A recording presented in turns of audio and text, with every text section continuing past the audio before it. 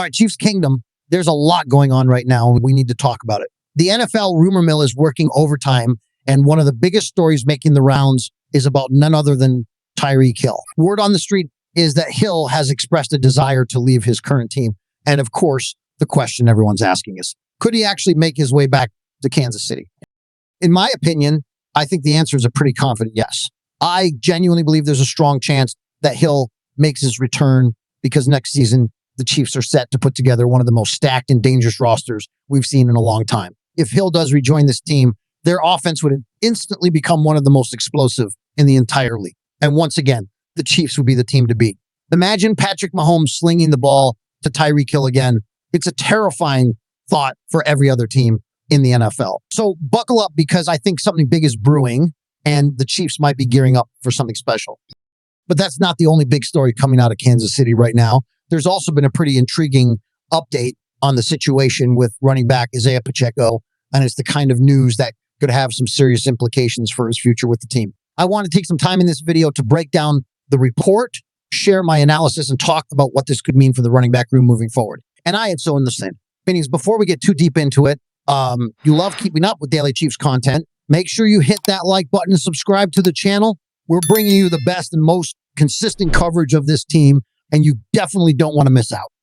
All right, let's get into this Isaiah Pacheco update. This report comes from Tony Pauline on Twitter, and it's a pretty interesting one. According to Pauline, the Chiefs aren't currently considering offering Pacheco a contract extension, at least not until the season gets underway and he proves that he's fully recovered and back to his old form. And honestly, when you take a step back and think about it, that makes a lot of sense. As a 7th round draft pick, Pacheco doesn't have the same kind of long-term security higher round selections do. He doesn't have that 5th-year option. And because of that, he's basically entering the final year of his rookie contract. Now, don't get me wrong. I love Isaiah Pacheco. I think he's been a really good and reliable back for this offense. And his aggressive running style brings a lot of energy to this team.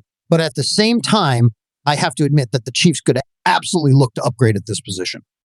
The big concern here, of course, is Pacheco's health. We're talking about a pretty significant leg injury, one that kept him off the field for half the season. And when you talk about a running back like Pacheco, whose entire game is built around his explosiveness and his physical, aggressive running style, that kind of injury raises some serious questions. Can he come back with the same burst, the same quickness, and the same power that made him such a valuable part of this offense? You'd like to think so, but you can't just assume it's a given. That's why I think the Chiefs are taking a pretty cautious approach here. And honestly, I think that's the right call. Even if Pacheco does come back and looks exactly like the guy we saw when he first broke out with the Chiefs, there's still a strong argument to be made that the team could find a younger, cheaper, and potentially even better option in the draft. And when you look at the 2025 draft class, that argument becomes even more compelling. This is shaping up to be one of the deepest and most talented running back classes we've seen in a long time, with a lot of high upside prospects who could be available at a bargain. So when you take all that into account, it's hard to imagine the Chiefs being willing to shell out a big money extension for Pacheco, at least not right now. So, but that's not the only running back related news we've been hearing lately. According to a report from Deanna Rossini, the Chiefs are reportedly planning to pursue a veteran running back once free agency opens up. And while I get the logic behind that approach, I have to be honest, I'm not a huge fan of the idea. Yes, there are some solid veteran backs set to hit the market. And yes, adding a more experienced presence to the backfield could provide some short-term stability. But when you look at the bigger picture, it just doesn't make a whole lot of sense. Why spend a bunch of money on a veteran running back when you could easily draft a younger, cheaper, and potentially more talented option? The draft is loaded with running backs this year, and if the Chiefs are looking to improve their backfield without breaking the bank, that's absolutely the best way to go. Real quick, before we keep going, I want to give a huge shout out to today's sponsor, DM Injury Law. If you've been injured in an accident, you could be entitled to significant compensation. And when life throws you a curveball, you need someone in your corner who's going to fight for you. DM Injury Law is Kansas City and Missouri's top injury law firm, and they've recovered over $600 million for their clients. They work on a contingency basis, which means you don't pay them a dime unless they win your case. So if you've been injured, don't wait. Give them a call and set up your free consultation today. All right, getting back to the Chiefs running back situation. When you take a step back and look at the big picture, it's clear that Kansas City needs to prioritize getting younger and cheaper at this position. And with the kind of talent available, in the 2025 draft class, they'd be crazy not to take advantage of that opportunity. But that's not the only big move the Chiefs could be making this offseason. There are some pretty serious rumors flying around that the team is looking to reshape their offense in a big way. And one of the names that's been getting a lot of buzz lately is DK Metcalf.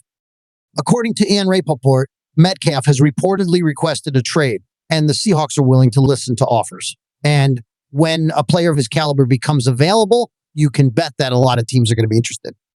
For the Chiefs, this kind of move makes a ton of sense. They've already got a promising young duo in Rashee Rice and rookie Avir Worthy, but adding a big-time talent like Metcalf could take this offense to a whole new level. Of course, any potential deal would come with some challenges, including Metcalf's hefty $32 billion cap hit. But we've seen the Chiefs make big, aggressive moves before, and if Brett Beach thinks this is the kind of move that could put the offense over the top, I wouldn't be surprised if they pull the trigger.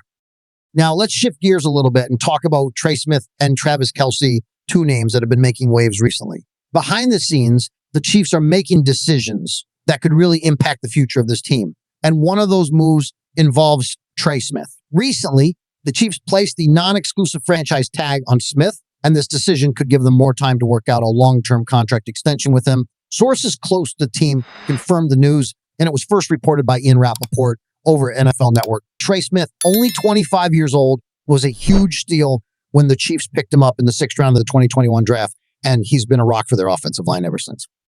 Over his 4 seasons with the team, Smith has started 67 regular season games and has been a crucial part of the offensive line's success. He's also performed well in the postseason, starting 13 playoff games and winning 2 Super Bowls along the way. His performance last season earned him a trip to the Pro Bowl, the first of his career. Now that he's been tagged, he's locked in for a fully guaranteed 1-year deal worth $23.04 million, which is definitely a hefty price to pay. But with the 2025 salary cap set at nearly $280 million, the Chiefs are in a much better position to absorb that kind of cost. This move is a bit different from what we saw last year when the Chiefs traded Laramie Tunsil to the Titans. The trade doesn't seem likely in Smith's case, though. The non-exclusive franchise tag means that Smith can negotiate with other teams, but the Chiefs have the right to match any offer he receives. If they decide not to, the team that signs him would have to give up 2 first-round picks as compensation. Right now, the Chiefs' salary cap space is estimated at about $6.05 million. So the front office will need to make some adjustments to make sure they can fit Smith tag under the cap. With the new league year set to begin on March 12th, the Chiefs have a few weeks to get this deal sorted out. It'll be interesting to see what happens, especially since Smith is such a key part of Mahomes' protection up front. So, Chiefs fans, what do you think about the decision to tag Trey Smith? Is this the right move for the team? I'd love to hear your thoughts, so drop a comment below.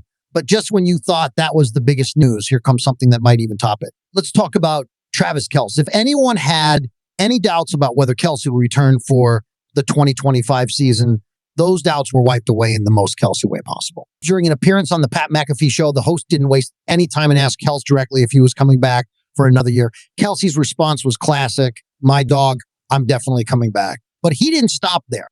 He went on to explain that this offseason would be different for him. He's determined to come back in the best shape of his career, and he's not about to end his NFL journey on a down note. The Super Bowl loss to the Eagles. Yeah, that left a sour taste in his mouth, and he's not happy with how he played or how he prepared for that game. He's not going out like that. Kelce, the future Hall of Famer, the Kansas City legend, has made it clear that he wants more. He wants redemption, and he wants to prove that even at 35, he's still one of the best tight ends in the league. The fire is still there, and he's not done yet. That's all for now, but I'll be back tomorrow with more updates. If you're not subscribed yet, make sure you hit that button, give the video a like, and leave your thoughts in the comments below. I'll see you in the next one.